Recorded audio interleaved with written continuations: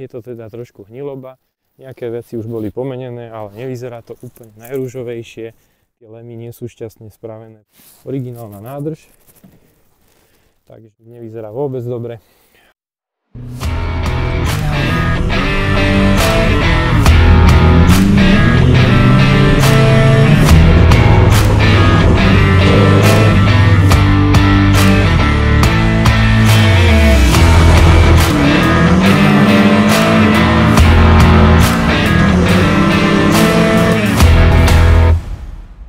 Vítajte pri mojom Synchre.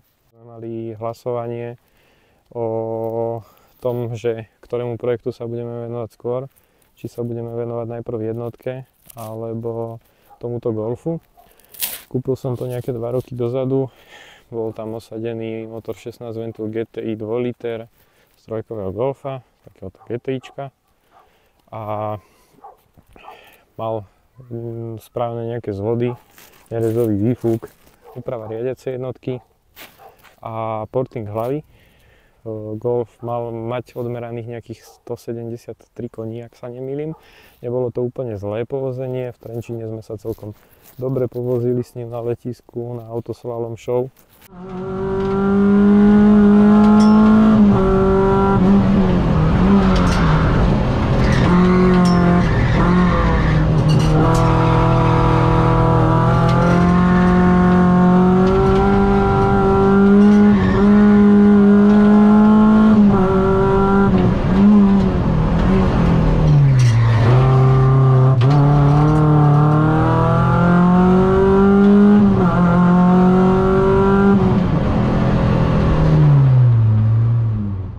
Ale v porovnaní s tým bielým Golfom dieselovým to bolo veľmi slabé. Takže nastal čas na nejakú prestavbu. Ako som už v podstate v hlasovaní spomenul, pôjdeme do TDIčka tentokrát.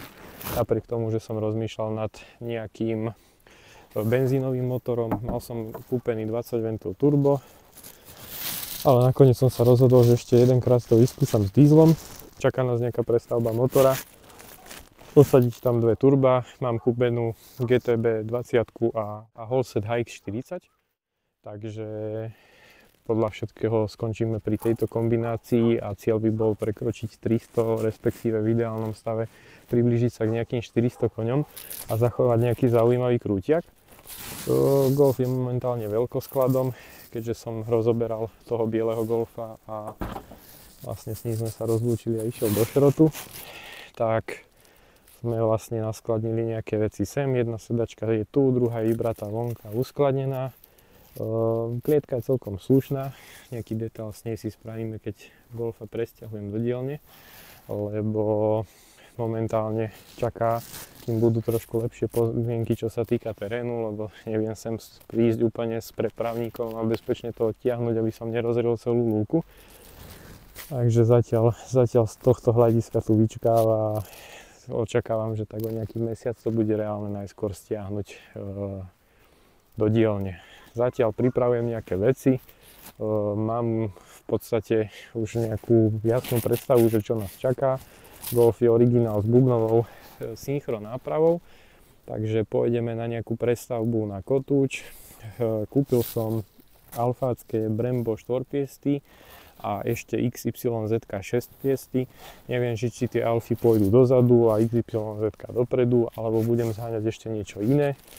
Vzadu je teda ten bubon, vpredu 280, 4x100, klasický nejaký GTI rozmer, jedine tu v prevedení 4x100, ako to mala Ibiza Cupra, lebo predná náprava je v podstate časť preskladaná práve z Ibizy. V Golfe bola prevodovka Sixta, ale tu som predal, lebo v podstate od tej zástavby benzínu som upustil, takže snáď to bude rozumnejšie takto.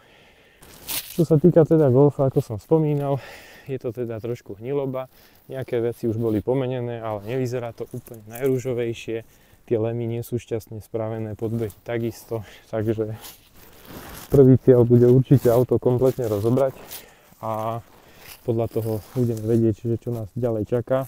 Lebo očakávam, že minimálne tá výmena tých podbehov, lemov a všetkej takejto plecháriny. Ešte je na aute osadená originálna nádrž. takže to pôjde tiež von, lebo jeden taký veľký problém, na ktorý som narazil pomedzi to, ako som toto auto vôbec kúpil, je hmotnosť. Mám známeho, ktorý má synchro papierové TDIčko, originál, všetko nastrojené, takže bol kvôli mne na váhe a odmerali 1340 kg s 3/4 nádržou, ale zase mal nejaké tie veci u seba, takže aj tak sa bavíme, že zhruba tých 1340 môže byť reálnych a to je dosť veľký problém, keďže pri bielom Golfe som bol naučený na nejakých zhruba 1100-1150 bezo mňa. Takže už tam je nejaký prvý problém a cieľ je dostať sa zhruba na 1 tónu. Mám už kúpené makrolóny, takže okná pôjdu preč, zatiaľ zostane len čelná, lebo tam nejaká náhrada vychádza dosť draho a momentálne na to financie extra nie sú, aby som do takých vecí investoval, takže zatiaľ je priorita prekopať tie nápravy, doriešiť brzdy a vyvariť to. Keď začneme pod kapotu, ktorý je už vonka, to som predal všetko v podstate. Aktuálne je tu ešte podvozok HP Sporting, ale ten si berie bracho na autocrossovú Ibizu, lebo pre mňa je príliš mäkký a je práve skôr ladený na také terénejšie jazdenie. Takže bude nás čakať nejaká kompletná prestavba, tento nosník nevyzerá vôbec dobre, ale pôjdeme aj tak do Unibal uloženia, takže celé vrchné uloženie sa bude prerábať. No a s tým, že v podstate je tu plánované to biturbo, tak je dosť možné, že budem musieť vyhodiť, posilňovať a prejsť na nejakú pedálovú konzolu, lebo sa obávam, že všetky tie rúry sa nezmestia vlastne. V tej zadnej časti nad nápravnicou tam bude tá GTB 20 ako menšie turbo a veľké turbo bude niekde tu okolo nosníka a potrebujeme to celé poprepájať. Rovnako nás čaká nejaká výroba prednej steny a priečky plus záberového silen bloku, lebo momentálne chcem motor zachovať tak ako je, že bude sedieť na nápravnici, ale vpredu už bude vlastne vyrobená celá tá priečka druhá.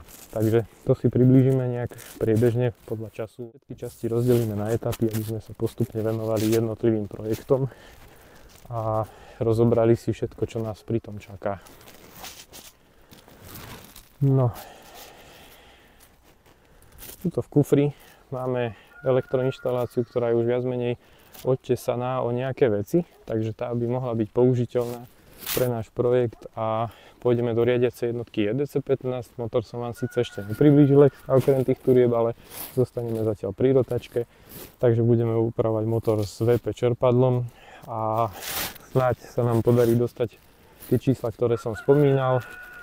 Čo sa týka nejakých úprav, určite pôjdeme do portingu hlavy, do nejakej zákazkovej vačky a do ďalších komponentov, ako sú kované ojnice a ďalšie úpravy, ale to si všetko priblížime ďalej. Jeden motor mám už v podstate naskladaný, bez nejakých zásadných úprav, ktorý bude skôr testovací na to, aby sme vyskúšali, že či nám podvozok funguje. Popri tej zadnej náprave nás čaká prerábka diferenciálu na Haldex, takže bude ovládaný elektronickým kontrolérom, kde teraz je na aute mechanická výskospojka, pri ktorej sa trošku obávam životnosti, a keď som zvažoval skúsiť osloviť niekoho, kto robí samostatné diferenciály, či by nám nevedel spraviť mechanickú prestavbu, ale zase nerad by som nechával mechanické riadenie medzi nápravy, keďže v podstate tá elektronika bude trošku zaujímavejšia pre nás, že v určitých miestach si ju vieme vypnúť, v určitých miestach potrebujeme zase trošku viacej svornosti, takže bude to trochu viacej roboty a ovládania počas jazdy.